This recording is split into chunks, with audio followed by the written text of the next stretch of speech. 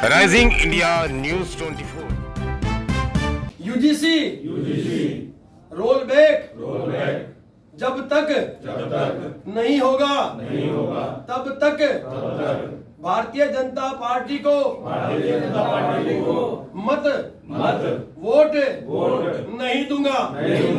मेरे परिवार को भी वोट नहीं देने दूंगा। मेरे सगे संबंधियों को भी वोट नहीं देने दूंगा। और मेरे दोस्तों को भी वोट नहीं देने दूंगा। और भाजपा एवं आरएसएस के किसी भी कार्यक्रम में उपस्थिति नहीं दूंगा और नहीं लेने दूंगा।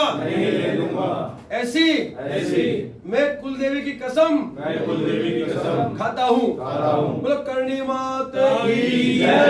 हर हर जय। केंद्र की भाजपा सरकार है, वो धर्म के आधार पर धार्मिक लड़ाइयां करवा कर सत्ता में स्थापित हो गई। हिंदू मुस्लिम करके तो सत्ता में आई थी ये भाजपा, और हम भी झंडा लिए घूमते थे, देखिए भाजपा जिंदाबाद जिंदाबाद जिंदाबाद। लेकिन जो मुझे जानकारी मिली है और जो मेरे पास जानकारी है, उससे ये मुझे मालूम चला कि इन्होंने अल्पसंख्यक प्रकोष्ठ बना लिया। भाई जिस मुस्लिमों से लड़कर ये सत्ता में आए थे, आज उन मुस्लिमों को इन्होंने भाजपा और आरएसएस में स्थान दे दिया। सोचो कितनी बड़ी गंदी साजिश के तहत आपको तो लड़ा दिया, हिंदू मुस्लिम के लड़ा दिया, आपको आपस में भाईचारा आपका खत्म कर दिया। अब देखो इन्होंने इन मुसलमानों के लिए अपने वहां पर एक अल्पसंख्यक प्रकोष्ठ की तैयारी कर दी। और तो और इन्होंने क्या किया, अब साधा है आपको, हिंदुओं को साधा है आपका इन्होंने ऐसा इलाज किया है कि आप जाति के आधार पर बट गए, बांट दिया इन्होंने। एससी एसटी ओबीसी और सामान्य वर्ग अलग कर दिया। आप समझिए, यानी सबको आपस में बांट कर अब नई राजनीति इन्होंने शुरू की है। और इस राजनीति को हम किसी भी कीमत में सफल नहीं होने देंगे। ये बहुत बड़ा षड्यंत्र है साहब। अब इन्होंने एससी एसटी ओबीसी को वोट साधे, इनको ऐसा लगता है 80% एससी एसटी ओबीसी है, तो मैं कहता हूं कि साहब 10% जो हमारे सामान्य वर्ग है, आप कहते 10%, तो ये 10% भी आपको वोट नहीं देंगे तो आपकी नैया डूबी।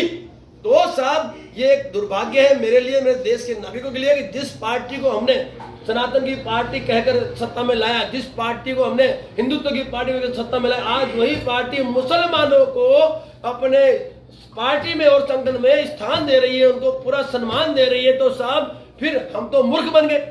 और तो और जाति के आधार पर इन्होंने भी बंटवारा शुरू कर दिया, यूजीसी लाकर, एट्रोसिटी लाकर और आरक्षण लाकर, कुल मिला के अब ये जाति के नाम पे वोट बटोरना चाहती है।